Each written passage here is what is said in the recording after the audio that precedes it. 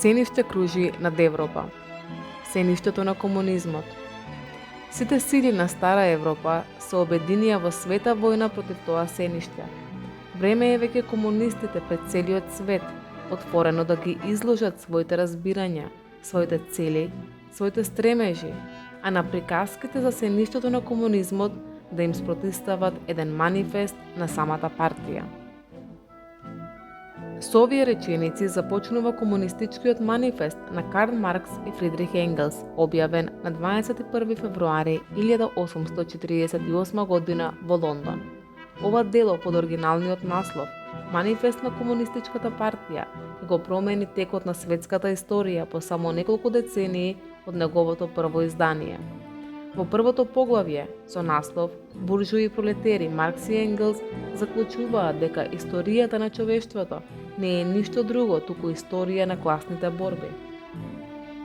Слободниот човек и робот, патрициот и плебеецот, баронот и крепосникот, еснавскиот мајстор и калфата, накратко, угнетувачот и угнетениот се наоѓаат еден наспроти друг, во постојана спротивност, водеја непрекината, ту скриена, ту отворена борба што секогаш се завршуваше со револуционерна преобразба на сето општество или со заедничко пропаѓање на класите што се бореа.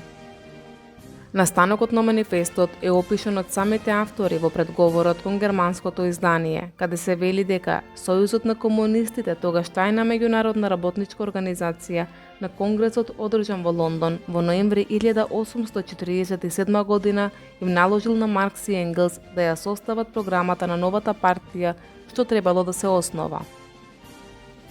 Она што произлегло од оваа навидом конкретна задача е политички манифест во кое авторите ги декларираат и оправдуваат целите, задачите и методите на борба на новите комунистички организации и партии воопшто. Во манифестот се објаснува неизбежниот пат на капитализмот како што пропаднале и робовладетелството и феудализмот. Во манифестот се навестува идното комунистичко општество, што треба да го донесе диктатурата на пролетаријатот, како противтежа на актуелната диктатура на капиталот.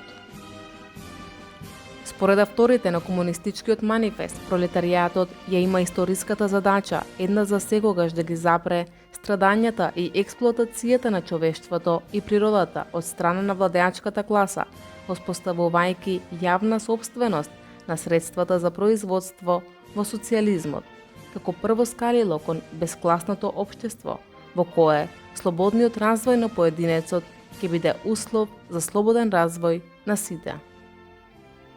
Манифестот завршува со следните порака и повик. Нека треперат владеачките класи пред комунистичката револуција. Пролетерите немаат што да изгубат, освен своите окови, а ќе го придобијат целиот свет. Работници, обединете се. Комунистичкиот манифест денес е преведен на сите светски јазици и е издаден во стотици милиони примероци. Денес манифестот на комунистичката партија на Карл Маркс и Фридрих Енгелс останува да биде едно од највлијателните политички дела на сите времиња, особено популарен меѓу младите кои се свесни за неопходноста од револуционерни промени.